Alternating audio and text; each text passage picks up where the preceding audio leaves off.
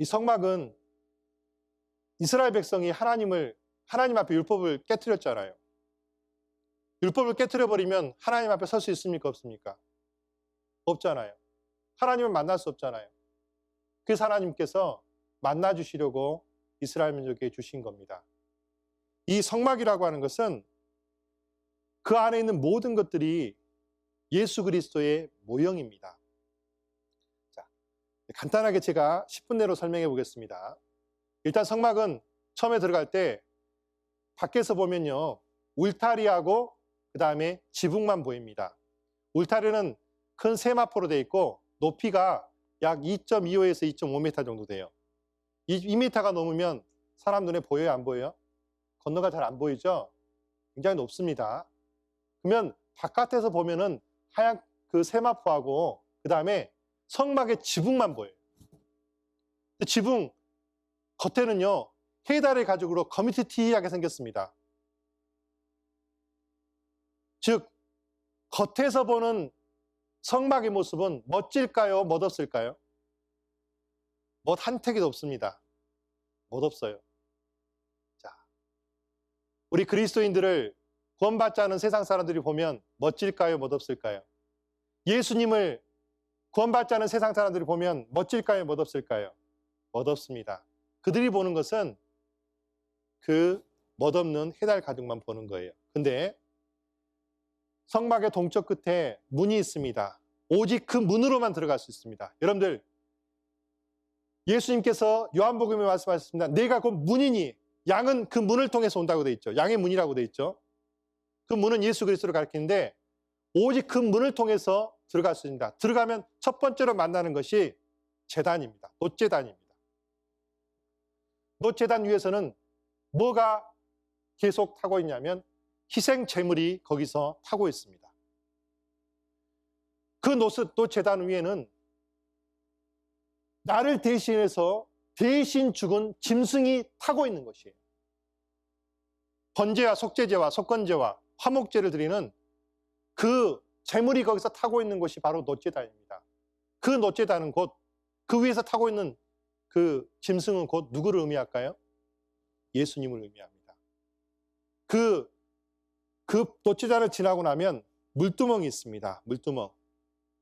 물두멍은요, 씻는 곳입니다. 손과 발을 씻습니다. 이제 그 안에 성소를 들어가야 되는데 성소에 들어가기 전에 씻지 않으면요, 먼지가 있잖아요. 씻지 않고 들어가면 하나님 앞에 죽습니다. 반드시 씻고 들어가야 됩니다. 이것은 뭘 의미하냐면 우리가 매일같이 이렇게 와서 말씀을 듣는 이유가 뭡니까? 씻기 위한 거잖아요. 서로 씻고 씻음을 받습니다. 자, 그리고 이제 건물 속으로 들어가는데 그게 성소와 지성소입니다. 성막입니다. 자, 거기에 문을 딱 열고 들어가면요, 겉에서 볼 때는 뭐였습니까? 거무튀튀한 해달의 가죽이었잖아요. 근데 그 안에는 일단 창문이 없습니다, 여러분들. 근데 빛이 있습니다.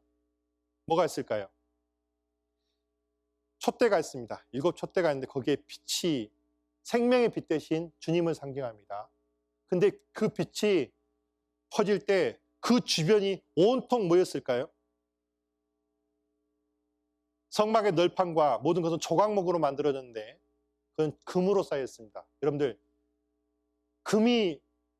사방이 금으로 쌓여있는데, 아니, 벽이 온통 금으로 쌓여있는데 거기에 빛이 비치면 얼마나 아름다울까요? 이거는 숨을 쉴 수 없을 정도로 아름다운 모습입니다.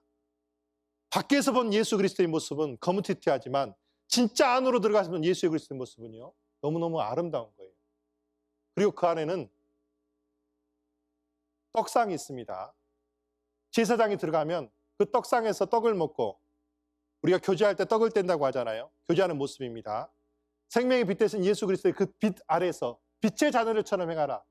그리고 지성소 들어가기 바로 앞에 향단이 있습니다. 향단에는요, 향이 계속 피어오릅니다.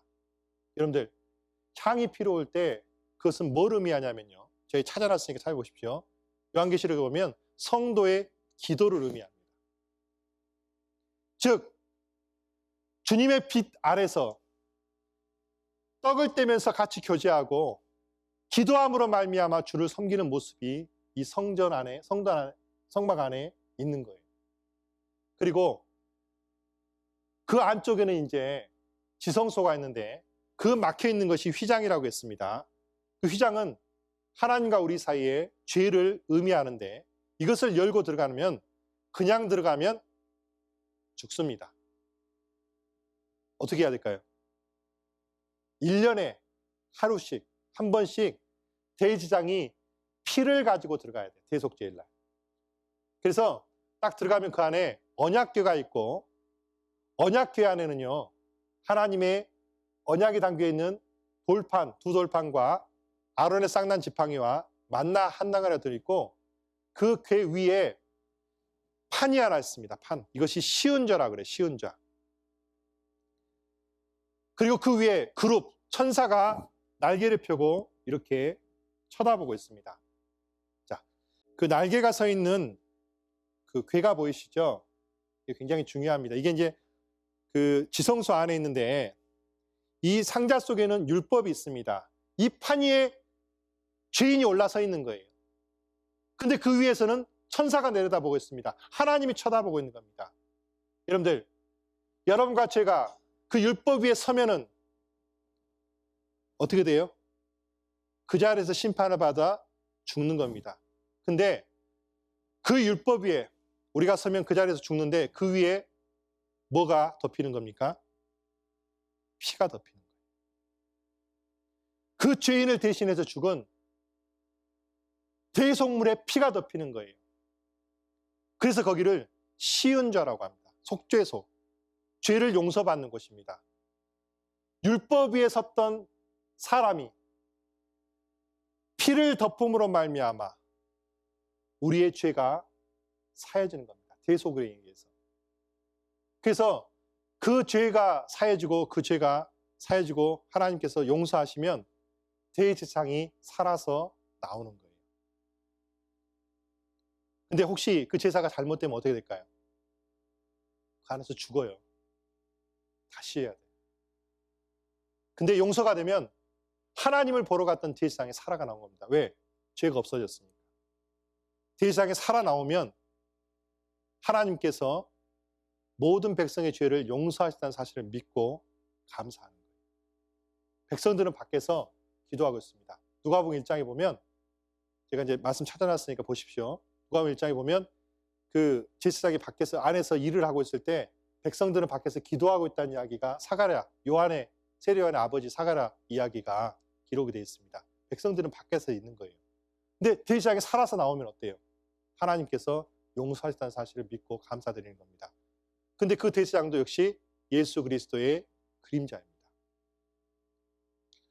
그래서 예수님은 하늘 성소에 자기 피를 가지고 그 하나님의 율법 위에 서 있는 저와 여러분들 앞에 섰던 거예요. 그리고 저와 여러분들 죄 위에 뭘 덮은 걸까요? 자기 피를 덮은 거예요. 자, 보십시오. 이게 새카만 죄가 있고 율법이 밑에가 있고 여기에 죄인이 서 있는데 예수 그리스도의 피가 덮이면 그룹이 쳐다볼 때 뭐가 보입니까? 예수님의 피가 보이는 거예요. 그러면 주님은 그 피를 보시고 우리의 죄를 기억지 않으신다고 약속하셨습니다. 히브리서 10장입니다.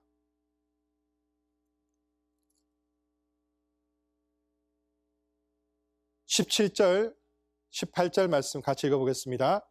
또 저희 죄와 저희 불법을 내가 다시 기억지 아니하리라 하셨으니 이것을 사하셨은즉 다시 죄를 위하여 제사 드릴 것이 없느니라. 그 구약의 출애굽기에 나와 있는 이 성막에 관한 이야기를 예수 그리스도와 연결해서 잘 풀어낸 게 히브리서인 겁니다.